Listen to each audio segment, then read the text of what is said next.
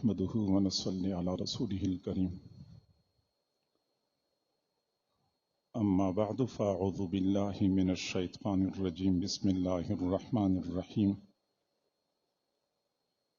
والذين لا يدعون مع الله إلها آخر ولا يقتلون النفس التي حرم الله إلا بالحق ولا يزنون ومن يفعل ذلك يلقى أثاما يضاعف له العذاب يوم القيامة ويخلد فيه مهانا. صدق الله العظيم وبلغنا رسوله النبي الكريم ونحن على ذلك لمن الشاهدين والشاكرين والحمد لله رب العالمين. اللهم صل على سيدنا محمد وعلى آل سيدنا محمد وبارك وسلم.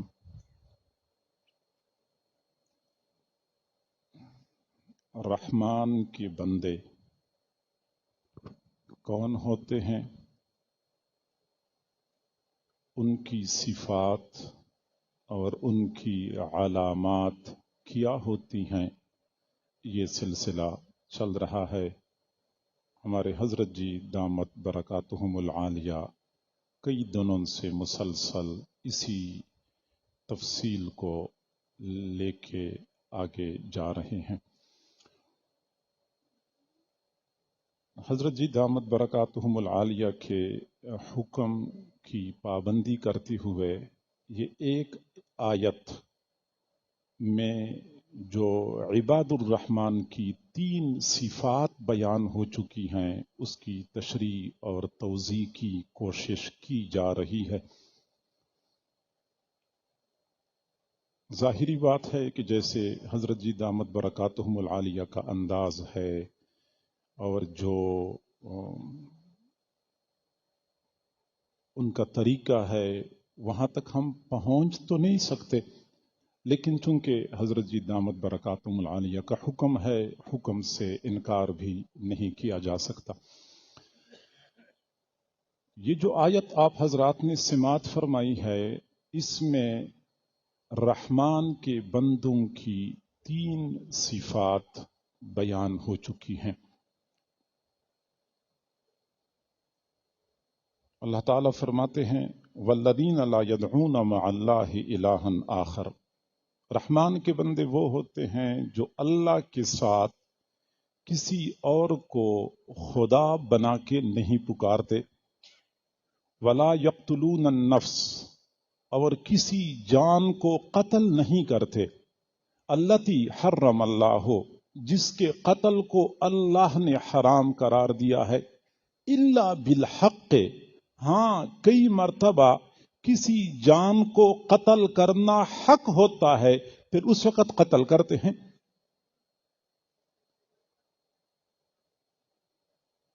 اور ولا یزنون، اور زنا نہیں کرتے. تو اس آیت میں 3 صفات بیان فرمائی ہیں. پہلی بات کہ وہ شرک نہیں کرتے، دوسری بات وہ کسی مسلمان کو قتل نہیں کرتے، اور تیسری بات کہ وہ زنا نہیں کرتے. اور ان 3 صفات کے درمیان ایک زبردست ربط ہے، ایک زبردست جوڑ ہے. چنانچہ ہم غور کرتے ہیں کہ اللہ رب العزت نے انسان کو اشرف المخلوقات بنایا، فرشتوں کا مسجود بنایا، اور اپنی صفات کا مظہر عتم بنایا. ظاہری بات ہے کہ یہ شرف انسان کے علاوہ کائنات کی کسی دوسری مخلوق کو حاصل نہیں ہے، کیونکہ انسان کی عزت، انسان کا احترام، انسان کا شرف اللہ کے ہاں بڑا قیمتی ہے. تو اللہ تعالی کی دی ہوئی عزت اور شرف کو اگر کوئی بندہ پامال کرتا ہے تو اس سے اللہ بہت ناراض ہوتا ہے. چنانچہ شرک میں بندہ اپنی عزت اور شرف کو خود پامال کر رہا ہوتا ہے کہ اللہ نے انسان کو فرشتوں کا مسجود بنایا، فرشتوں کو حکم دیا کہ تم سجدہ کرو. یہ کائنات کا ذرہ ذرہ انسان کی خدمت پر مأمور فرمایا. یہ بحر و بر اور یہ شمس و قمر اور یہ شجر حجر، یہ سب کچھ دن رات ایک کر کے انسان کی خدمت میں مگن ہیں. وجہ کیا ہے کہ انسان کا اللہ کے ہاں مقام اور مرتبہ ہے، یہ اللہ کا خلیفہ ہے. اب اللہ کا خلیفہ ہو کر یہ انسان کسی پتھر کے سامنے زمین پہ پیشانی ٹیکتا ہے، کسی قبر کے سامنے سجدہ کرتا ہے، کسی درخت کے سامنے سجدہ ریز ہوتا ہے، تو اللہ کو اس لیے جلال آتا ہے کہ میں نے تجھے کیا مقام دیا اور تو کس قدر گھٹیا پن کا مظاہرہ کر رہا ہے. تو یہ انسان اپنے شرف، اپنی عزت کو، اپنی عظمت کو خود پامال کر رہا ہوتا ہے. تو شرک میں انسان کی حرمت کی پامالی ہے. آگے قتل ہے، قتل میں انسان کی جان کے تقدس کی پامالی ہے. اور آگے زنا ہے تو زنا میں انسان کی عزت اور عفت کی پامالی ہے. تو تینوں امور میں حقیقت میں انسان انسانیت کے دائرے سے گر جاتا ہے، اور یہ انداز اللہ کو ناپسند ہے. وَمَن يُشْرِكْ بِاللَّهِ فَكَأَنَّمَا خَرَّ مِنَ السَّمَاءِ فَتَخْطَفُهُ الطَّيْرُ أَوْ تَهْوِي بِهِ الرِّيحُ فِي مَكَانٍ سَحِيقٍ. توحید میں بلندی ہے، اور وہ بلندی ہے جو اللہ نے انسان کو عطا کی ہے. جب بندہ شرک کرتا ہے تو بلندیوں سے پستی میں جا گرتا ہے. کأنما خر من السماء، آسمان کی بلندیوں سے گر پڑا.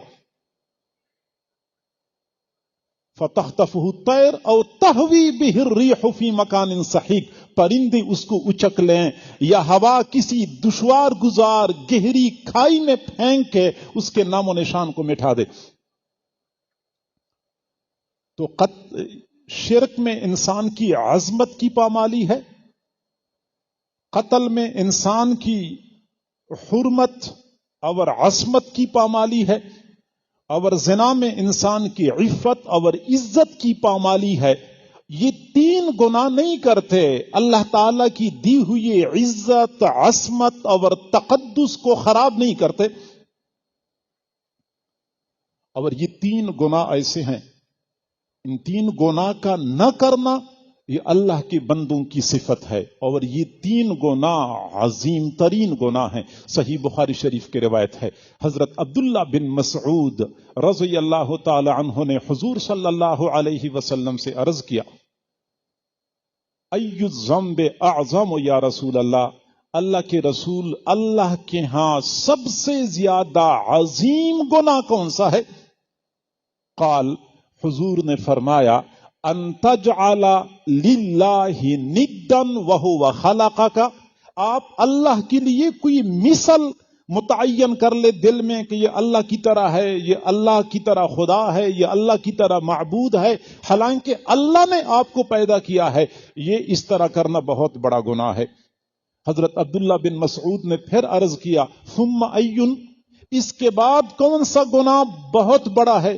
قال ان تقتل ولدک خشیۃ ان یطعم معک، آپ اپنے بیٹے کو یا اپنی بیٹی کو اس لیے قتل کر دیں کہ بعد میں بڑے ہو کے کھائیں گے کہاں سے، ہمارا رزق تو یہ کھا جائیں گے. تو یہ قتل جو ہے یہ بڑا گناہ ہے. پھر پوچھا ثم ایون، اس کے بعد کون سا گناہ بڑا ہے؟ قال ان تزانی حلیلۃ جارک، کہ آپ پڑوسی کی بیوی کے ساتھ زنا کریں. تو دیکھ ترتیب وہی ہے کہ سب سے بڑا گناہ شرک، اس کے بعد قتل، پھر اس کے بعد زنا. حضور صلی اللہ علیہ وسلم نے گناہوں کے درجات کا جو تذکرہ فرمایا ہے اس میں اسی ترتیب کو مد نظر رکھا ہے. اب شرک نہ کرنا اور توحید پر کاربند رہنا یہ اللہ کو پسند ہے، اور اللہ کو شرک سے ذاتی طور پہ نفرت ہے۔ یہی تو وجہ ہے کہ یہ کلمہ لا الہ الا اللہ یہ اللہ کا پسندیدہ کلمہ ہے۔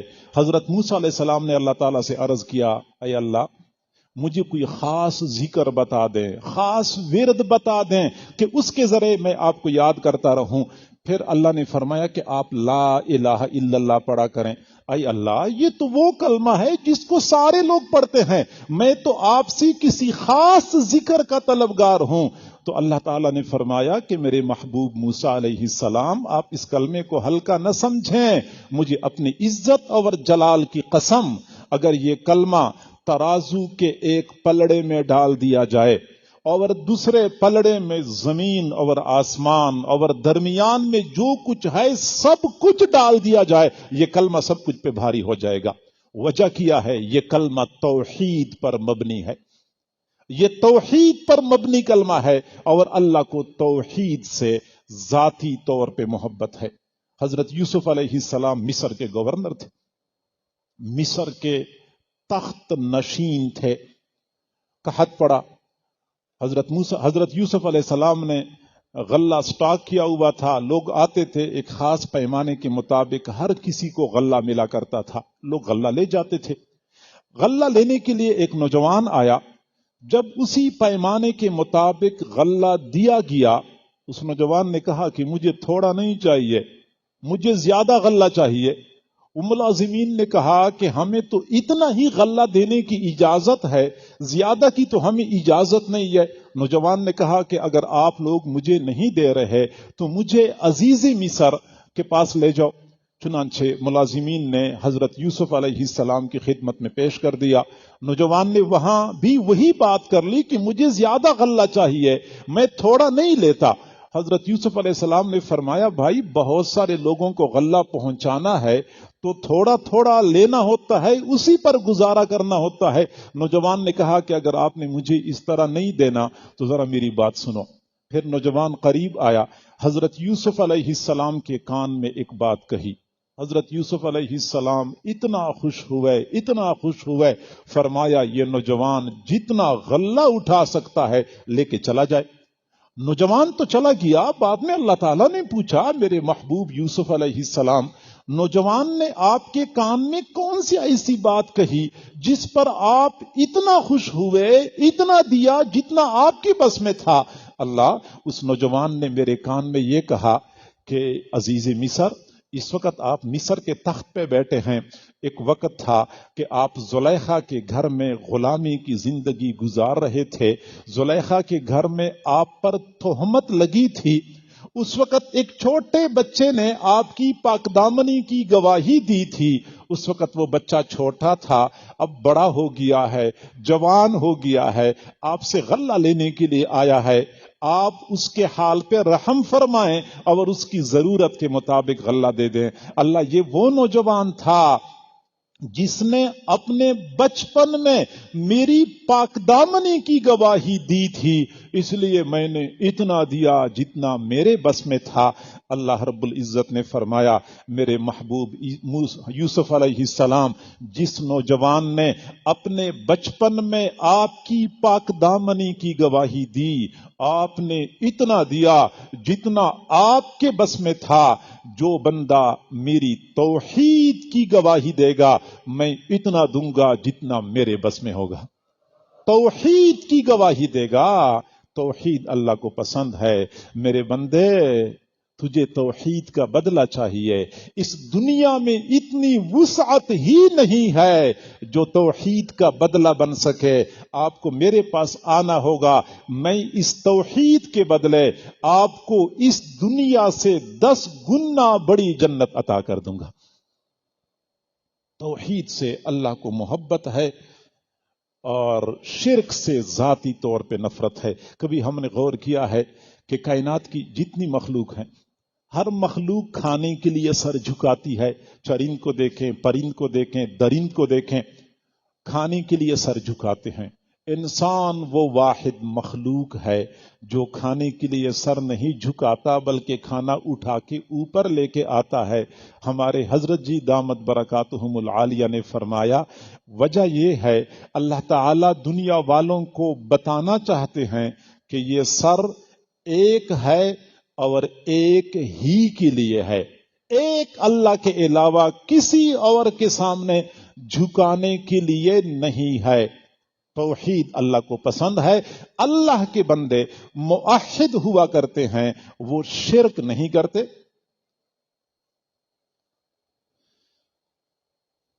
اور یہ توحید فقط لا الہ الا اللہ نہیں ہے، بلکہ اس توحید کا بڑا وسیع مفہوم ہے۔ عقیدے میں توحید، عمل میں توحید، عشق و محبت میں توحید، خوف و خشیت میں توحید، امید اور طمع میں توحید۔ لا الہ الا اللہ جب بندہ کہہ دیتا ہے تو وہ اپنے اللہ کے ساتھ ایک ایسا معاہدہ کرتا ہے کہ بس اللہ تیرے سوا میرا کوئی نہیں ہے۔ یہ لا کی تلوار بندہ چلاتا ہے، اللہ کے سوا ہر چیز کی نفی کر دیتا ہے، یہ ہے توحید کامل۔ چنانچہ عقیدے میں توحید، اللہ کے سوا کوئی معبود نہیں ہے، یہ ہمارا عقیدہ ہونا چاہیے۔ عمل میں توحید، عمل میں توحید سے مراد کہ عمل میں ریا نہ ہو۔ وما امروا الا ليعبدوا الله مخلصين له الدين الا لله الدين الخالص فمن كان يرجو لقاء ربه فليعمل عملا صالحا ولا يشرك بعبادة ربه احدا۔ صرف اور صرف ایک اللہ کے لیے عبادت، اللہ کی رضا، اخلاص۔ عشق و محبت، ہماری محبت کا مرکز اور محور اللہ کی ذات ہونی چاہیے۔ احب اللہ بکل قلوبکم، ایک اللہ سے محبت کرو پورے دل کے ساتھ۔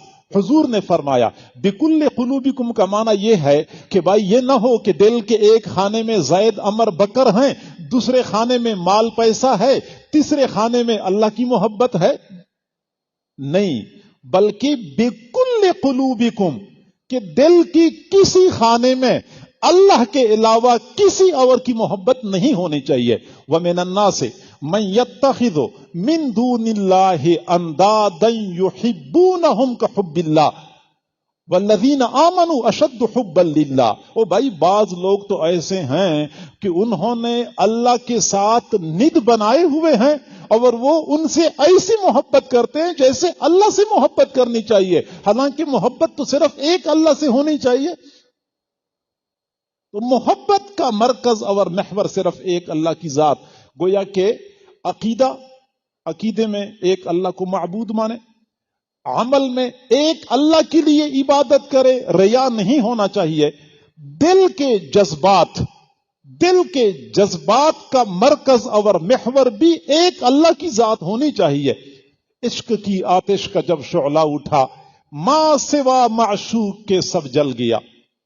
عشق کی آتش کا جب شعلہ اٹھا، ماں سوا معشوق کے سب جل گیا۔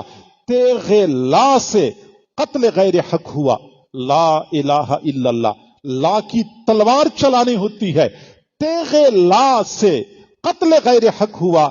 دیکھیے پھر بعد اس کے کیا بچا، پھر بچا اللہ باقی سب فنا۔ مرحبا اے عشق تجھ کو مرحبا، اے عشق تجھے مرحبا ہو کہ تو نے میرے دل و دماغ میں ایک اللہ کے سوا سب کچھ کو ہیج کر دیا۔ تو عشق و محبت کا مرکز اللہ کی ذات، خوف اور خشیت کا مرکز بھی اللہ کی ذات ہونی چاہیے۔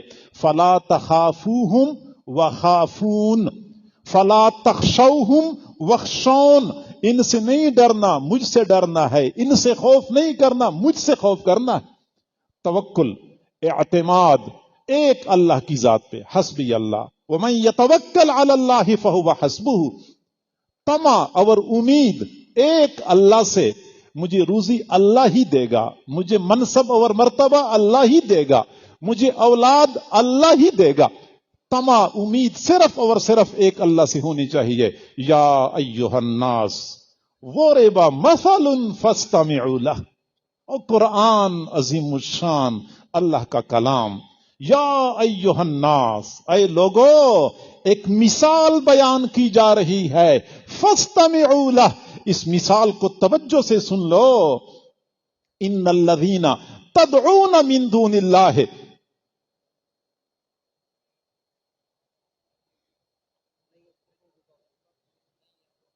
ان الذین تدعون من دون اللہ لن يخلقوا ذبابا ولو اجتمعوا له وَإِن يَسْلُبْهُمُ الذُّبَابُ شَيْئًا لَا يَسْتَنْقِذُوهُ ضَعُفَ الطَّالِبُ وَالْمَطْلُوبُ، وہ طالب بھی ضعیف ہے، مطلوب بھی ضعیف ہے، جن کو تم خدا بنائے پھر رہے ہو، یہ تو ایک مکھی بھی پیدا نہیں کر سکتے، بلکہ اگر ایک مکھی اس سے کوئی چیز چھین کے لے کے چلی جائے، یہ مکھی سے بھی وہ چیز نہیں چھڑا سکتے، بلکہ مکھی ان کو تنگ کرنا شروع کر دے، مکھی سے جان چھڑانے ان کے لیے دشوار ہو جاتی ہے۔ ضعف الطالب والمطلوب، تو طمع اور امید کس سے ہونی چاہیے؟ ایک اللہ کی ذات سے۔ تو اللہ کے بندے عباد الرحمن وہ ہوتے ہیں جو توحید والے ہوتے ہیں، ان کے دل و دماغ میں، ان کے اعمال میں، دل کے جذبات میں، دماغ کے خیالات میں شرک کا شائبہ تک نہیں ہوتا۔ یہ پہلی صفت۔ دوسری صفت، ولا یقتلون النفس، یہ کسی جان کو قتل نہیں کرتے، التی حرم اللہ، جس جان کو اللہ نے حرام قرار دیا ہے۔ اسلام امن اور سلامتی کا مذہب ہے، اپنے پیروکاروں کی جان، مال اور عزت کو تحفظ فراہم کرتا ہے۔ اور میں بڑی وثوق سے یہ بات کرتا ہوں کہ اسلام نے انسانی جان کو جتنی قدر و قیمت دی ہے، جتنی عظمت دی ہے، کسی اور قوم نے انسان کی جان کو اتنا محترم قرار نہیں دیا۔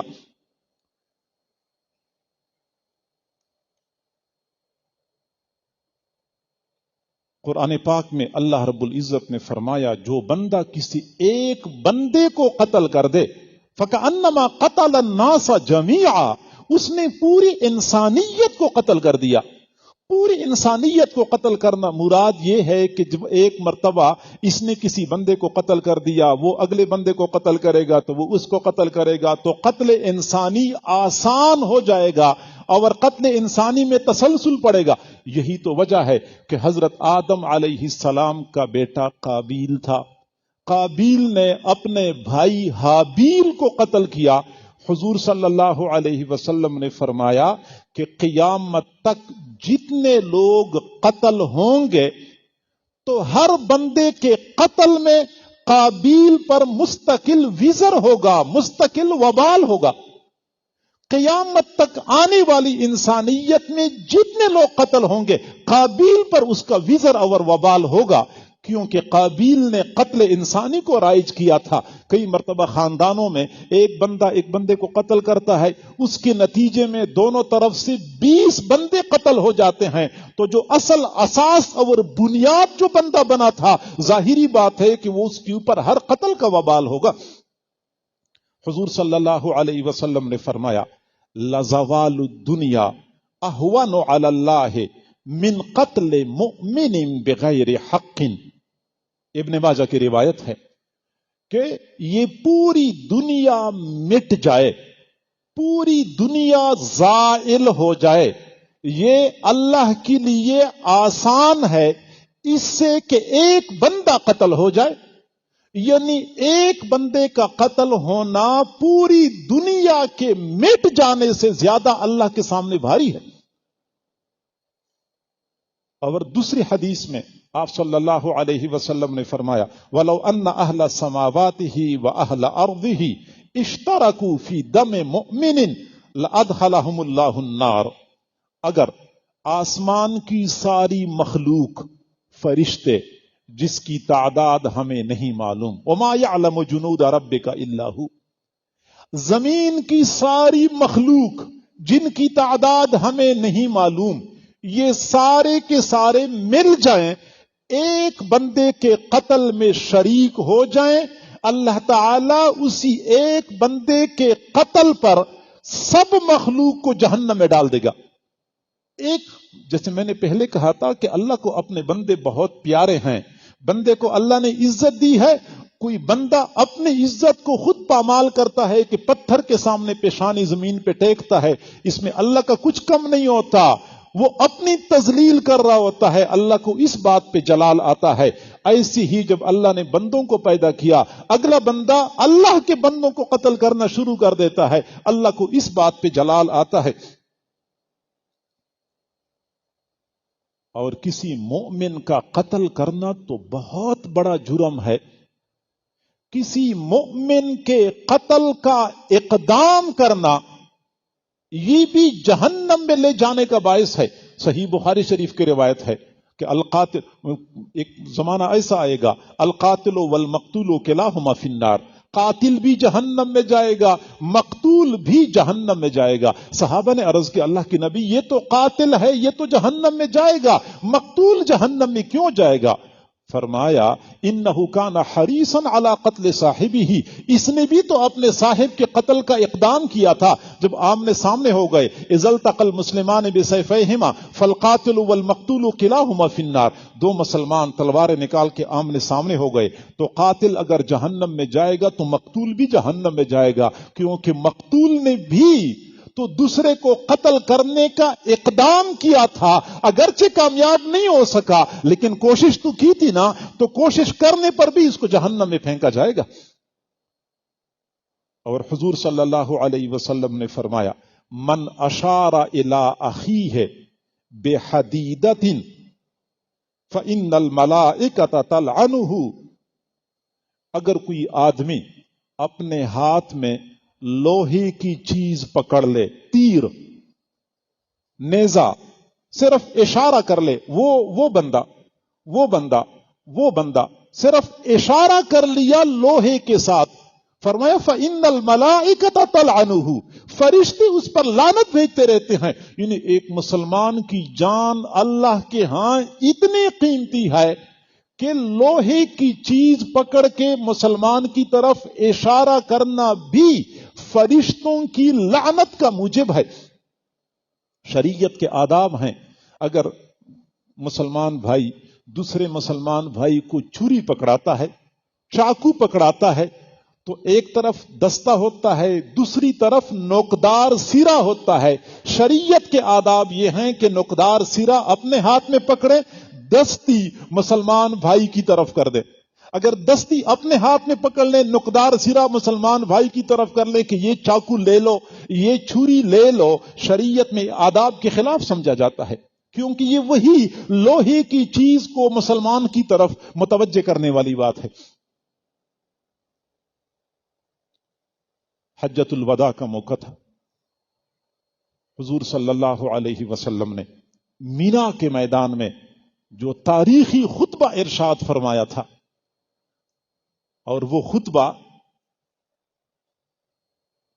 بنی نوع انسانی کے لیے ایسے زبردست اصولوں پر مبنی ہے کہ آج بھی انسانیت کے لیے اس میں رہنما اصول اور ضابطے موجود ہیں. اس میں حضور صلی اللہ علیہ وسلم نے سامعین اور شرکاء سے پوچھا تھا ایو شہرین ھذا، یہ کون سا مہینہ ہے، کون سا مہینہ ہے؟ صحابہ کو پتا تھا کہ ذوالحجہ کا مبارک مہینہ ہے، لیکن صحابہ خاموش ہو گئے کہ شاید حضور کوئی اور نام رکھنا چاہتے ہیں. پھر آپ نے پوچھا الیس ذوالحجہ، کیا ذوالحجہ کا مہینہ نہیں ہے؟ صحابہ نے کہا بلا، جی ہاں اللہ کے نبی ذوالحجہ کا مہینہ ہے. پھر فرمایا ایو یوم ھذا، آج کون سا دن ہے؟ صحابہ خاموش ہو گئے. فرمایا الیس یوم النحر، کیا آج عید الاضحیٰ کا دن نہیں ہے؟ عرض کیا جی ہاں آج عید الاضحیٰ کا دن ہے. پھر فرمایا ایو بلدن ھذا، جس شہر میں ہم اس وقت موجود ہیں وہ کون سا شہر ہے؟ صحابہ کرام خاموش ہو گئے. سب صحابہ کو پتا تھا کہ ہم مکہ کی سرزمین پہ ہیں، لیکن اس لیے خاموش ہو گئے حتی ظننا انہ سیسمیہ بغیر اسمہ، ہمارا یہ خیال تھا کہ شاید کوئی اور نام رسول اللہ رکھنا چاہتے ہیں. پھر حضور نے فرمایا الیس البلدہ، کیا یہ وہ مبارک شہر نہیں ہے؟ ہم نے کہا مبارک شہر ہے. پھر آپ نے فرمایا الا الا الا، سنو سنو، فإن دماءکم وأعراضکم وأموالکم بینکم حرام کحرمت یومکم ھذا فی شہرکم ھذا فی بلدکم ھذا. سنو سنو، تمہاری جان، تمہاری عزت، تمہارا مال ایک دوسرے کے لیے ایسا محترم ہے جیسا کہ آج عید الاضحیٰ کا دن محترم ہے، ذوالحجہ کا مہینہ محترم ہے، اور مکہ مکرمہ کی یہ سرزمین محترم ہے. ایسی ہی تمہاری جان محترم ہے، یعنی کوئی جان کا نقصان نہ کرے. عزت محترم ہے، کسی کی عزت کو نقصان نہ پہنچایا جائے. اب یہاں طلباء کے لیے میں ایک عرض کروں کہ ایک اصول ہے کہ مشبہ بھی مشبہ سے اقوا ہوتا ہے. تشبیہ کے قاعدوں میں ایک قاعدہ ہے کہ مشبہ بھی مشبہ سے اقوا ہوتا ہے. زید کالاسد، زید کالقمر، مشبہ بھی مشبہ سے اقوا ہوتا ہے. لیکن یہ وہ تشبیہ ہے جس میں مشبہ مشبہ بھی سے اقوا ہے، یعنی انسانی جان کی حرمت مکہ مکرمہ کی حرمت سے زیادہ، انسان کی عزت کی حرمت ذوالحجہ اور عید الاضحیٰ کے دن کی حرمت سے زیادہ ہے، زیادہ ہے. اور یہی وجہ ابن ماجہ کی روایت ہے، حضرت عبداللہ بن عمر رضی اللہ تعالی عنہما فرماتے ہیں کہ حضور صلی اللہ علیہ وسلم بیت اللہ کا طواف فرما رہے تھے. پھر فرمایا ما اطیبا کے وما اعظم حرمتوں کے وما افضل کے، او بیت اللہ تو کیا حرمت والا گھر ہے، تو کیا فضیلت والا گھر ہے، تو کس قدر تقدس والا گھر ہے. لیکن والذی نفس محمد بیدہ، قسم ہے اس پروردگار کی جس نے مجھے جس کے قبضہ قدرت میں میری جان ہے، لحرمت المؤمن عند اللہ اعظم من حرمتک، ایک مؤمن کی حرمت اللہ کے ہاں تیری حرمت سے زیادہ ہے. بیت اللہ کو خطاب فرمایا کہ ایک مومن کی حرمت تیری حرمت سے زیادہ ہے. تو بیت اللہ سے بھی انسان کا تقدس زیادہ ہے.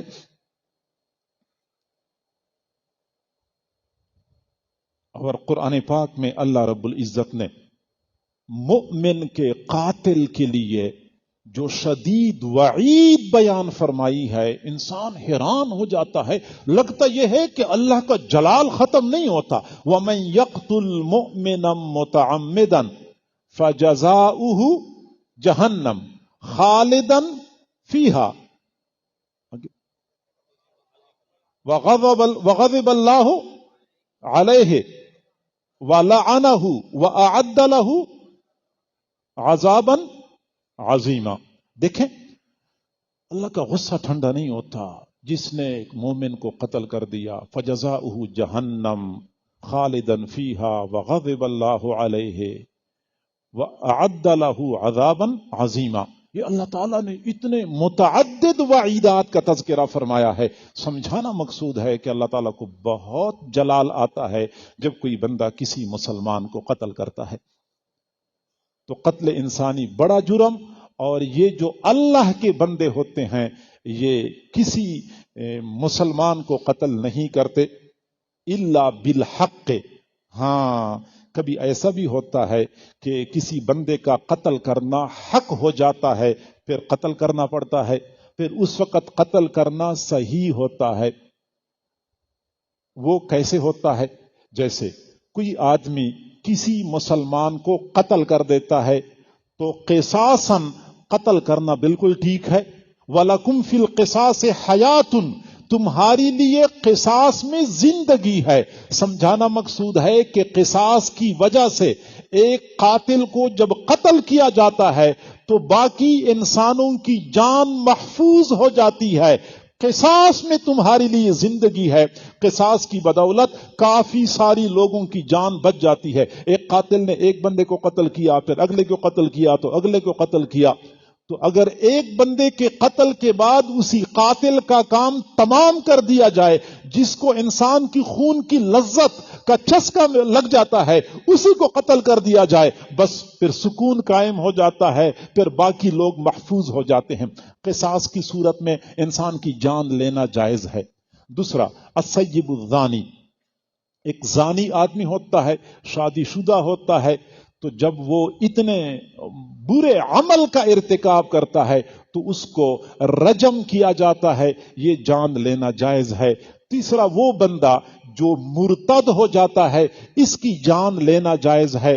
چوتھا، وہ بندہ جو باغی ہوتا ہے، انما جزاء الذین یحاربون اللہ ورسولہ ویسعون فی الارض فسادا ان یقتلوا او یصلبوا او تقطع ایدیہم وارجلہم من خلاف او ینفوا من الارض، یہ سزائیں دی گئی ہیں جو لوگ امیر وقت سے بغاوت کرتے ہیں، باغی ہوتے ہیں یا روئے زمین پر دہشت گردی پھیلاتے ہیں، یحاربون اللہ ورسولہ ویسعون فی الارض فسادا، لوگوں کی جانوں کا نقصان کرتے ہیں، مالوں کا نقصان کرتے ہیں، یہ وہ لوگ ہوتے ہیں جو زمین میں فساد پھیلانے والے ہوتے ہیں، ان کی جان لینا جائز ہے۔ لیکن اس کا یہ معنی نہیں ہے کہ ہم میں سے ہر بندہ جان لینے کی کوشش کرے، یہ وقت کے امیر، وقت کے خلیفہ، وقت کے قاضی کو اختیار حاصل ہے کہ وہ ایسے بندے کی جان کے لینے کا حکم دے دیتا ہے۔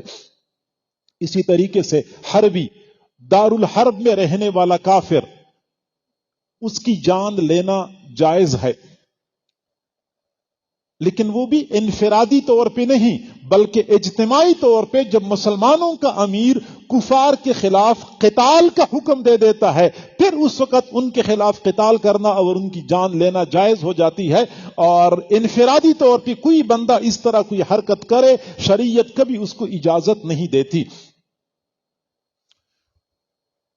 تو فرمایا کہ وَلَا يَقْتُلُونَ النَّفْسَ الَّتِي حَرَّمَ اللَّهُ إِلَّا بِالْحَقِّ، وہ کسی جان کو قتل نہیں کرتے۔ اور تیسری صفت بیان فرمائی ہے وَلَا يَزْنُونَ، اللہ کے نیک بندے زنا نہیں کرتے، وہ عفیف اور پاک دامن ہوتے ہیں۔ سمجھ لیں کہ اللہ رب العزت نے قرآن پاک میں کسی بھی مؤمن کی کامیابی کو عفت اور پاک دامنی کے ساتھ مشروط کر رکھا ہے۔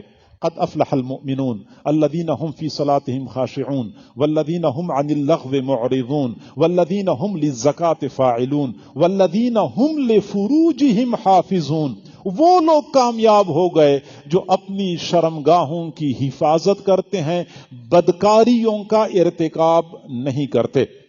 اور آپ اندازہ لگائیں، عفت اور پاک دامنی شریعت کی نظر میں اس قدر اہمیت رکھتی ہے کہ حضور صلی اللہ علیہ وسلم اپنے زمانے میں جب لوگوں کو بیعت کرتے تھے تو بیعت میں صراحت کے ساتھ اس بات کا عہد لیا کرتے تھے کہ ہم زنا نہیں کریں گے۔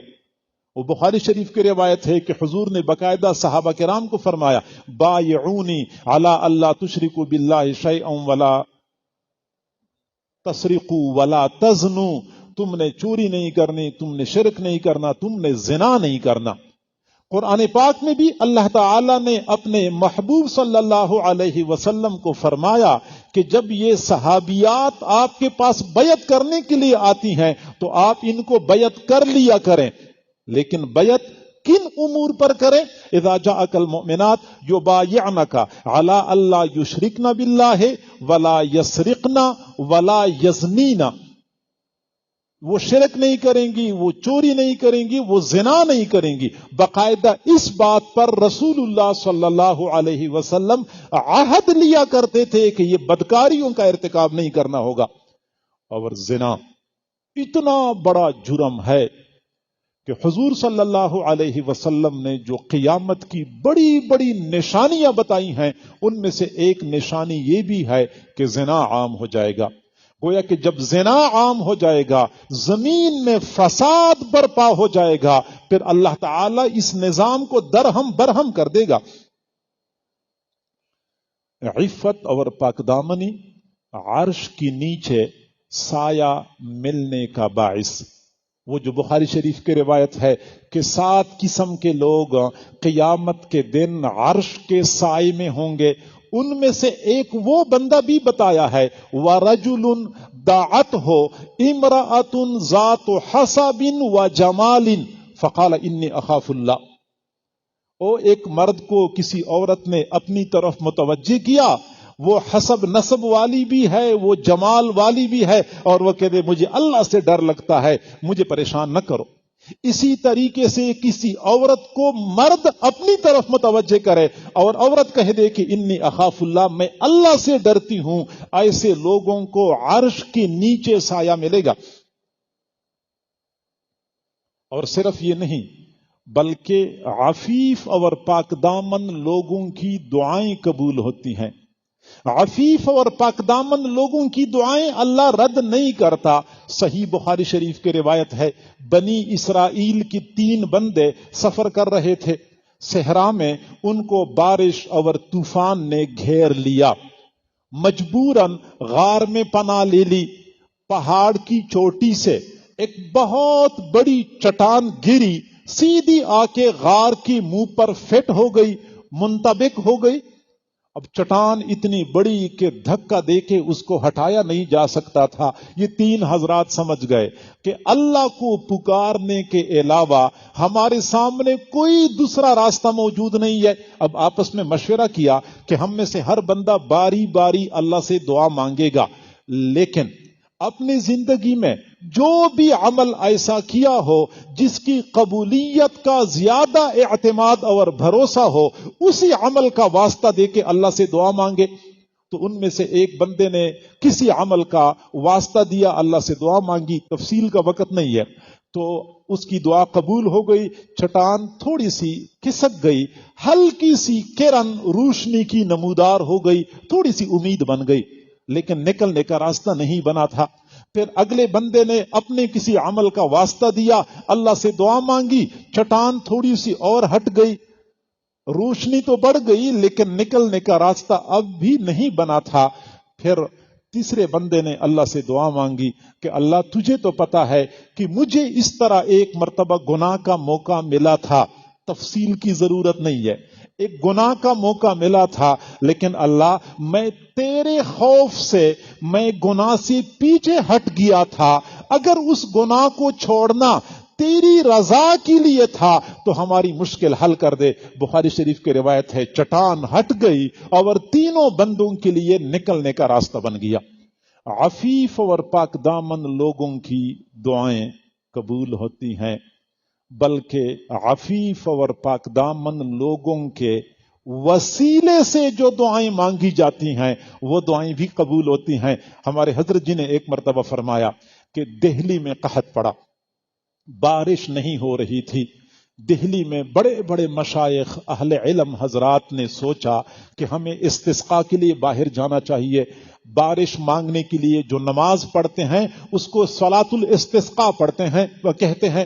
چنانچہ یہ شہر کے صلحاء، علماء، مشائخ سارے مل گئے، شہر سے باہر نکل گئے اور وہیں پہ نماز پڑھی، پھر اللہ سے دعا مانگنی شروع کر دی۔ مانگتے مانگتے کافی دیر ہو گئی لیکن قبولیت کے آثار نظر نہیں آ رہے تھے۔ قریب راستہ تھا، راستے سے ایک آدمی گزر رہا تھا جس نے اونٹ کی رسی ہاتھ میں پکڑی ہوئی تھی اور اونٹ کی پشت پر ایک خاتون سوار تھی جو پردے میں تھی، ملبوس تھی۔ چنانچہ آدمی نے جب دیکھا کہ اتنے سارے لوگ یہاں پہ کھڑے ہیں، وہیں پہ اونٹ کو چھوڑ دیا، لوگوں کے پاس آیا، لوگوں سے پوچھا کیا مسئلہ ہے، یہ لوگ کیوں کھڑے ہیں؟ تو لوگوں نے کہا کہ بارش نہیں ہو رہی، پینے کو پانی نہیں مل رہا، قحط کی صورتحال بن چکی ہے، لوگ بارش مانگنے کے لیے یہاں پہ اکٹھے ہو چکے ہیں۔ چنانچہ وہ نوجوان واپس چلا گیا، اونٹ کی پشت پر جو خاتون بیٹھے ہوئی تھی، خاتون کے دوپٹے کا کنارہ نیچے لٹک رہا تھا، اس نوجوان نے دوپٹے کا کنارہ پکڑا، ایسے آسمان کی طرف دیکھا اور چل پڑا۔ تھوڑا سا آگے گیا ہوگا، لوگوں نے دیکھا ہوا چلنی شروع ہو گئی، ہوا کے ساتھ بادل آئے، بادل چھا گئے اور تھوڑی دیر بعد لوگوں نے دیکھ لیا کہ موسلادھار بارش کا آغاز ہو گیا۔ حیران تھے لوگ کہ یا اللہ یہ کیسے ہو گیا. کسی نے کہا کہ جو کمال ہے اس نوجوان میں ہے، پتہ کرو یہ نوجوان کون ہے. لوگ پیچھے پیچھے بھاگے، نوجوان کو گھیر لیا. بھائی آپ کون ہیں اور کہاں سے آئے ہیں اور آپ اتنے مستجاب الدعوات کیسے بنے ہیں اور آپ کیا نیک کام کرتے ہیں؟ نوجوان نے کہا میں سیدھا سادہ بندہ ہوں، کوئی زیادہ نیک نہیں ہوں، کوئی بڑا ولی نہیں ہوں، کوئی بڑا علامہ فہامہ نہیں ہوں. بس اتنی سی بات ہے کہ اونٹ پر سوار جو خاتون ہیں وہ میری والدہ ہیں، اور یہ میری وہ والدہ ہیں جس نے اپنی جوانی پاک دامنی کے ساتھ گزاری ہے. میں نے زندگی میں بارہا تجربہ کیا ہے کہ جب بھی کوئی مشکل مرحلہ پیش آتا ہے میں اپنے اللہ کو والدہ کی پاک دامنی کا واسطہ دے کے اللہ سے دعا مانگتا ہوں، میری دعا قبول ہو جاتی ہے. اب بھی میں نے اپنی والدہ کی پاک دامنی کا واسطہ اللہ کو دیا ہے اور میری دعا قبول ہو گئی ہے. تو پاک دامن لوگوں کے وسیلے سے جو دعائیں مانگی جاتی ہیں وہ دعائیں قبول ہو جاتی ہیں. اور میرے بھائیوں، زنا بہت قبیح امر ہے، بہت برا عمل ہے. آپ اندازہ لگا سکتے ہیں نا کہ شرک کے بعد قتل کا ذکر کیا، قتل کے بعد پھر زنا کا ذکر کیا. معلوم ہوتا ہے کہ زنا کی قباحت کتنی زیادہ ہے. الزانی لا ينکح الا زانیۃ او مشرکۃ، زانی کو حق نہیں پہنچتا کہ کسی پاک دامن لڑکی سے نکاح کرے، بلکہ زانی کا تو حق یہ ہے کہ کسی زانیہ کے ساتھ اس کو باندھا جائے یا کسی مشرکہ کے ساتھ اس کو باندھا جائے. یعنی زانیہ اور مشرکہ دونوں کو برابر کے درجے کا قرار دیا ہے. وَالزَّانِيَةُ لَا يَنْكِحُهَا إِلَّا زَانٍ أَوْ مُشْرِكٌ، زانیہ کے ساتھ کوئی عفیف و پاک دامن بندہ نکاح نہ کرے. حق جوڑ نہیں بنتا، جائز تو ہے لیکن جوڑ نہیں بنتا. الا زانن، ہاں کوئی زانی اس کے ساتھ نکاح کرے، او مشرک یا کوئی مشرک کے ساتھ اس کا جوڑ بنتا ہے. اگرچہ نکاح جائز نہیں ہے مشرک کے ساتھ لیکن قباحت کے اعتبار سے جوڑ بن جاتا ہے. تو زنا اتنا قبیح امر ہے. جہاں زنا کو اللہ تعالیٰ نے ناپسند کیا ہے وہاں عفت اور پاک دامنی کو پسند کیا ہے. اور اگر آپ دیکھیں اللہ تعالیٰ نے انسانیت کے لیے عفت اور پاک دامنی کا ایک ایسا نظام بنایا ہے کہ انسانی عقل حیران رہ جاتی ہے. آپ دیکھیں کہ اللہ تعالیٰ نے یہ نہیں فرمایا کہ تم زنا نہ کرو، بلکہ فرمایا ولا تقربوا الزنا، زنا کے قریب بھی نہ جاؤ. یہ نظام عفت ہے. شریعت مطہرہ نے لوگوں کو ایک نظام دیا ہے کہ ہر وہ قدم جو تجھے زنا کی طرف متوجہ کرے، ہر وہ حرکت جو بندے کو زنا کی طرف متوجہ کرے، ہر وہ قول، ہر وہ فعل جو بندے کو زنا کی رغبت دلائے، وہ تمام تر افعال، تمام تر اقوال واجب الترک ہیں. ولا تقربوا الزنا، زنا کے قریب بھی نہ جاؤ. بد نظری، بد نگاہی، بد نگاہی کیوں ممنوع ہے؟ اس لیے کہ بد نگاہی زنا کا دروازہ بندے پر کھول دیتی ہے.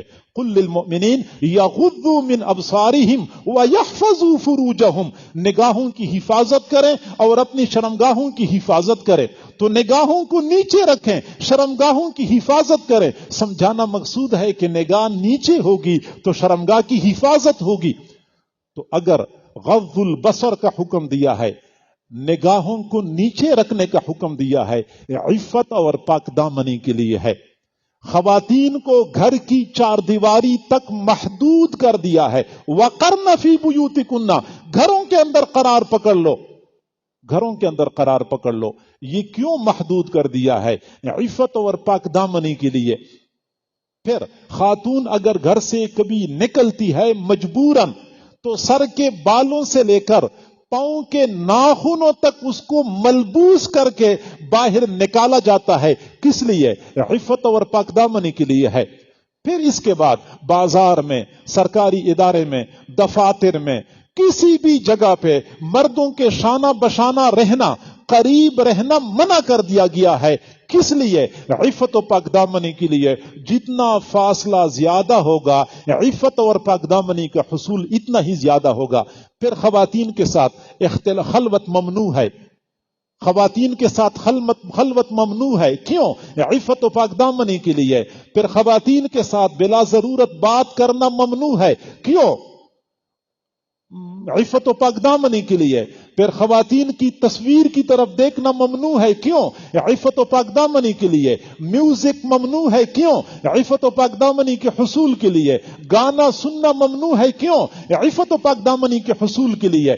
چنانچہ گانا سننا ہے، میوزک سننا ہے، بدنظری ہے، خواتین کے ساتھ اختلاط ہے، خواتین کا بے پردہ باہر رہنا ہے، پھرتے رہنا ہے، مرد و زن کے ساتھ گھل مل کے وقت گزارنا ہے، یہ ساری امور عفت اور پاک دامنی کے لیے خطرہ بن جاتے ہیں۔ اس لیے ان تمام امور پر شروع سے بین لگا دیا ہے، پابندی لگا دی ہے کہ یہ کام نہیں کرنے، پھر تمہارے لیے عفت و پاک دامنی کا حصول آسان ہو جاتا ہے۔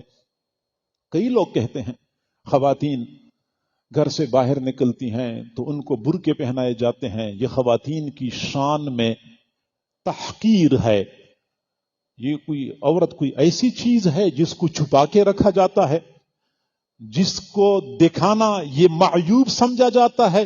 دین اسلام نے عورتوں کی توہین کی ہے، تحقیر کی ہے کہ ان کو کہتے ہیں چھپ کے رہو، چھپا کے رکھا جاتا ہے۔ میرے بھائیوں، یہ تحقیر نہیں ہے، یہ تعظیم ہے، کیونکہ دنیا کا دستور ہے کہ قیمتی چیز کو چھپا کے رکھا جاتا ہے، قیمتی چیز کو چھپا کے رکھا۔ ہم بازار سے سبزی لاتے ہیں، چھپانے کا تکلف نہیں کرتے، پھل لاتے ہیں، چھپانے کا تکلف نہیں کرتے، لیکن جو بندہ بینک سے اپنا چیک کیش کروا کے لا رہا ہوتا ہے، پہلے اس کو خاکی رنگ کی لفافے میں ڈال دیتا ہے، پھر اوپر اخبار لپیٹتا ہے، پھر اوپر رومال لپیٹتا ہے، پھر بغل میں پکڑتا ہے، آگے پیچھے دیکھ رہا ہوتا ہے کہ میرا پیچھا تو نہیں آتا ہے۔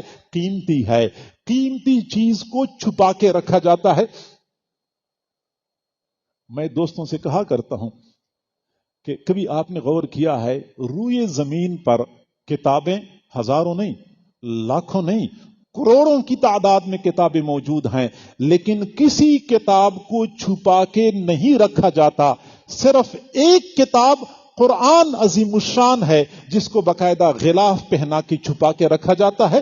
اگر چھپ کے رہنا، چھپا کے رکھنا کوئی عار کی بات ہوتی تو قرآن پاک کو چھپا کے نہ رکھا جاتا۔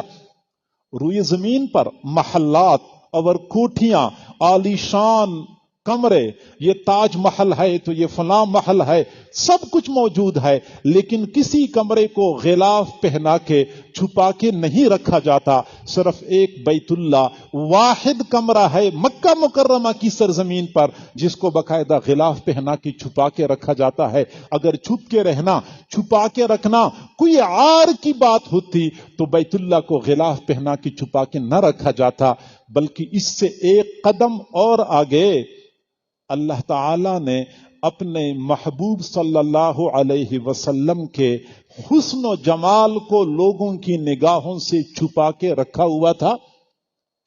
علامہ قرطبی رحمت اللہ علیہ، دوسرے متعدد محدثین نے فرمایا ہے کہ حضور صلی اللہ علیہ وسلم کے جس حسن و جمال کا تذکرہ احادیث میں ہوتا ہے وہ تو آپ کے حقیقی حسن کا 10واں حصہ بھی نہیں تھا۔ یہ جو حسن و جمال کا تذکرہ ملتا ہے یہ تو آپ کے اصل حسن کا 10واں حصہ بھی نہیں تھا۔ اصل حسن تو اللہ نے لوگوں سے چھپا کے رکھا ہوا تھا۔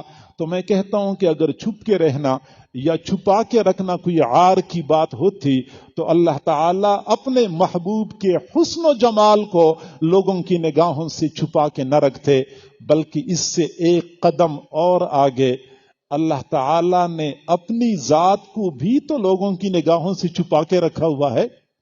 اگر چھپ کے رہنا، چھپا کے رکھنا کوئی عار کی بات ہوتی، اللہ تعالیٰ اپنی ذات کو لوگوں کی نگاہوں سے چھپا کے نہ رکھتے، تو پھر ہمیں کہنے دیں کہ جب مسلمان بیٹی گھر سے نکلتی ہے برقعے میں ملبوس ہو کر اس کی تحقیر نہیں ہوتی بلکہ اس کو بلند نسبت حاصل ہو جاتی ہے۔ مسلمان بیٹی کو نسبت حاصل ہو جاتی ہے کتاب اللہ کے ساتھ، مسلمان بیٹی کو نسبت حاصل ہو جاتی ہے بیت اللہ کے ساتھ، مسلمان بیٹی کو نسبت حاصل ہو جاتی ہے رسول اللہ کے ساتھ، اور مسلمان بیٹی کو نسبت حاصل ہو جاتی ہے اللہ تعالی کے ساتھ۔ کس قدر عظیم نسبتیں ایک مسلمان بیٹی کو اس برقعے کی وجہ سے نصیب ہو جاتی ہیں۔ دنیا میں اسلام نے مسلمان بیٹی کو جتنی عزت دی ہے، جتنا مقام دیا ہے، کسی اور معاشرے نے، کسی اور مذہب نے اتنا مقام نہیں دیا ہے۔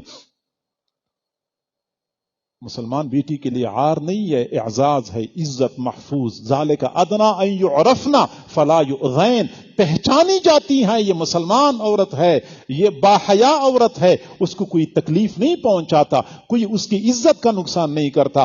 بہرحال یہ تمام تر کوششیں جو کی جاتی ہیں عفت و پاک دامنی کے حصول کے لیے۔ بس میں آخری بات کر کے اپنے موضوع کو سمیٹتا ہوں۔ اصل میں چونکہ اوصاف بھی 3 تھے اس لیے ٹائم ذرا زیادہ لگ گیا۔ جیسے میں نے پہلے عرض کیا کہ عفیف اور پاک دامن لوگوں کا اللہ بڑا قدردان ہے، بڑا قدردان ہے۔ چنانچہ ہم دیکھتے ہیں قرآن پاک میں ایک عفیف اور پاک دامن نوجوان کا تذکرہ موجود ہے۔ حضرت یوسف علیہ السلام عفیف تھے، پاک دامن تھے، لیکن جب ان پر تہمت لگی تو اللہ تعالی نے ایک چھوٹے بچے کو حکم دیا کہ آپ نے حضرت یوسف علیہ السلام کی پاک دامنی کی گواہی دینی ہے۔ چنانچہ چھوٹے بچے نے حضرت یوسف علیہ السلام کی پاک دامنی کی گواہی دی۔ پھر قرآن پاک میں ایک اور عفیفہ خاتون کا تذکرہ موجود ہے، وَمَرْيَمَ ابْنَتَ عِمْرَانَ الَّتِي أَحْسَنَتْ فَرْجَهَا۔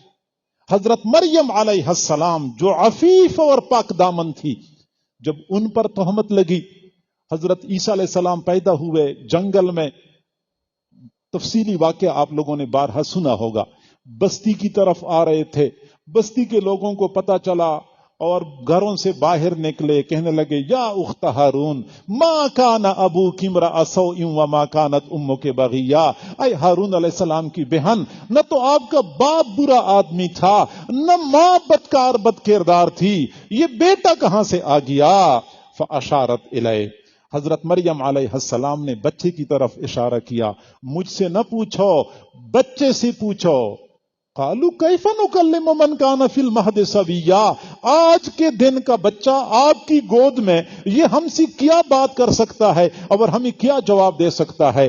تو حضرت عیسیٰ علیہ السلام جو پہلے دن کے بچے تھے بول پڑے، انی عبد اللہ، میں اللہ کا بندہ ہوں، آتانی الکتاب، اللہ نے مجھے کتاب دی ہے، وجعلنی نبیا، اللہ نے مجھے نبی بنایا ہے، وجعلنی مبارکن اینما کنتو واوصانی بالصلاۃ والزکاۃ ما دمت حیا وبرا بوالدتی، میرے اللہ نے مجھے والدہ کے ساتھ حسن سلوک کا حکم دیا ہے۔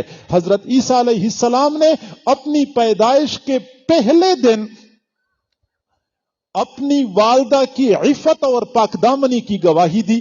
چنانچہ اللہ تعالیٰ عفیف اور پاک دامن لوگوں کا قدردان ہے کہ حضرت مریم علیہ السلام کے لیے اللہ ان کی پاک دامنی کی گواہی دینے کے لیے اللہ نے ایک چھوٹے بچے کو مأمور فرمایا۔ حضرت یوسف علیہ السلام کی پاک دامنی کی گواہی دینے کے لیے چھوٹے بچے کو مأمور فرمایا۔ حضرت مریم علیہ السلام کی پاک دامنی کی گواہی دینے کے لیے ایک دن کے بچے کو مأمور فرمایا۔ صحیح بخاری شریف کی روایت ہے کہ بنی اسرائیل میں ایک عابد تھا، عبادت گزار بندہ تھا، جریج اپنی عبادت گاہ میں عبادت کر رہا تھا۔ ایک خاتون بکریاں چراتے چراتے عبادت گاہ کے قریب پہنچی، اس نے دیکھا کہ ایک بندہ اکیلا ہے، خاتون کی نیت خراب ہو گئی، عبادت گاہ کے اندر داخل ہو گئی۔ جریج نے کہا کہ میں اللہ سے ڈرتا ہوں، جاؤ اپنا کام کرو۔ خاتون چلی تو گئی لیکن اس کو غصہ بہت آیا، چلی گئی، آخر جنگل میں جا کے کسی چرواہے کے ساتھ گناہ کا ارتکاب کر لیا۔ 9 مہینے بعد بچہ پیدا ہوا۔ بستی کے لوگوں نے پوچھا کہ یہ بچہ کہاں سے پیدا ہوا؟ اس خاتون نے کہا کہ جریج کا بیٹا ہے۔ او بستی کے لوگ مشتعل ہو گئے، گھروں سے نکل پڑے، جریج کو پکڑا، عبادت گاہ سے باہر نکالا، عبادت گاہ کو گرا دیا، گھسیٹا، تذلیل کر لی۔ جریج سمجھ گیا، چنانچہ فوراً 2 رکعت نماز پڑھی اور اس کے پیچھے واقعہ یہ ہے کہ والدہ ناراض ہو گئی تھی، وہ تفصیلی واقعہ ہے۔ بہرحال جریج نے اپنی والدہ سے معافی مانگی، پھر 2 رکعت نماز پڑھی، پھر اس کے بعد اللہ سے معافی مانگی۔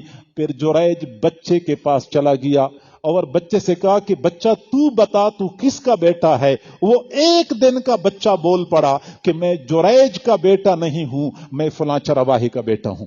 یہاں پہ بھی ایک عفیف اور پاک دامن بندی کی پاک دامنی کی گواہی دینے کے لیے اللہ نے ایک چھوٹے بچے کو مأمور فرمایا۔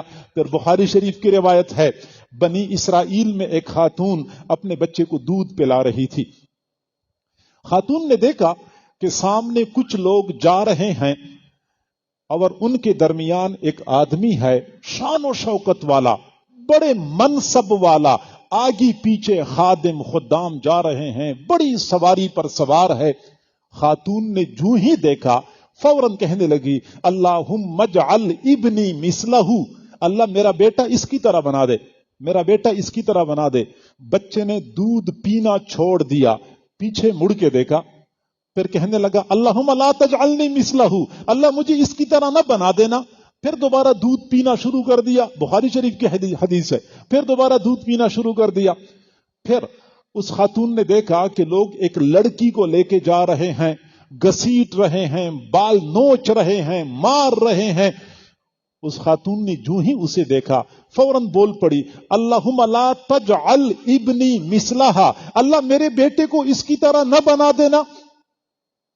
بچے نے دودھ پینا چھوڑ دیا، پیچھے مڑ کے دیکھا اور فوراً بول پڑا، اللہم اجعلنی مثلہا، اللہ مجھے اس کی طرح بنا دینا۔ وہ خاتون حیران تھی، بچہ آج آپ عجیب باتیں کر رہے ہیں، عجیب باتیں کر رہے ہیں۔ بچے نے کہا، وہ چھوٹا سا بچہ دودھ پی رہا تھا، بچے نے کہا کہ جو پہلے بندہ جا رہا تھا یہ شان و شوکت والا، یہ بڑا ظالم جابر بندہ ہے، لوگوں کے حقوق غصب کرنے والا، حقوق پہ ڈاکہ ڈالنے والا ہے، اس لیے میں نے کہا اللہ مجھے اس کی طرح نہ بنا دینا۔ اور دوسری لڑکی کو جو لوگ لے کے جا رہے تھے، لوگ اس پر الزام لگا رہے تھے کہ تو نے زنا کیا ہے، حالانکہ اس نے زنا نہیں کیا ہے، یہ عفیف اور پاک دامن ہے، اس لیے میں نے کہا کہ مجھے اس کی طرح بنا دینا۔ یہاں پہ بھی ایک عفیف اور پاک دامن عورت کی پاک دامنی کی گواہی دینے کے لیے اللہ نے ایک چھوٹے بچے کو مأمور فرمایا۔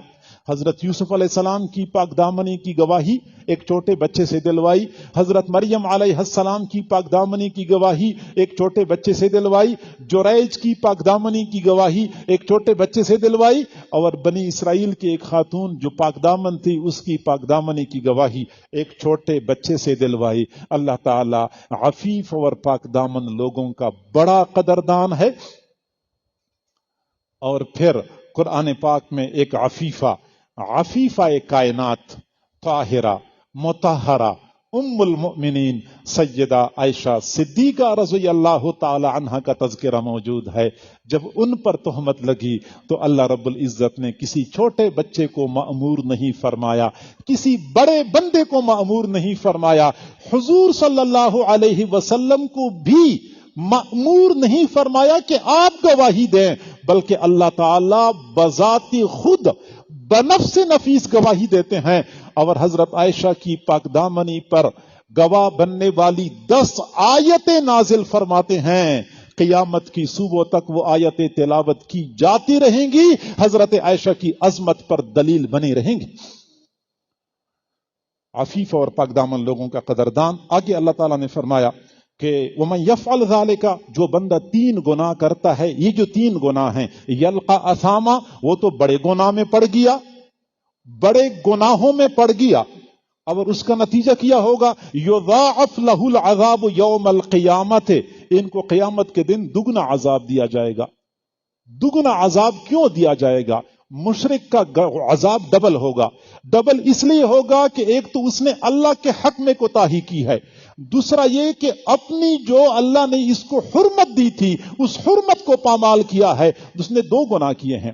جو بندہ قتل کرتا ہے، قاتل اللہ کی حق میں کوتاہی کرنے والا ہوتا ہے، بندے کے حق میں بھی کوتاہی کرنے والا ہوتا ہے۔ زانی جو ہوتا ہے ایک مسلمان عورت کی عزت کو لوٹ کے اس کا نقصان کر رہا ہوتا ہے اور اللہ کے حق میں کوتاہی کر رہا ہوتا ہے، تو یہ ایک ایک گناہ حقیقت میں دو گناہوں پر مشتمل ہے۔ اس لیے فرمائیے ضاعف لہ العذاب یوم القیامہ، ان کے لیے قیامت کے دن عذاب کو ڈبل کیا جائے گا۔ وَيَخْلُدْ، اور یہ بندہ طویل عرصے تک اس میں رہے گا یا ہمیشہ کے لیے رہے گا۔ اگر مشرک ہے تو ہمیشہ کے لیے رہے گا، قاتل اور زانی ہے تو طویل عرصے تک رہے گا۔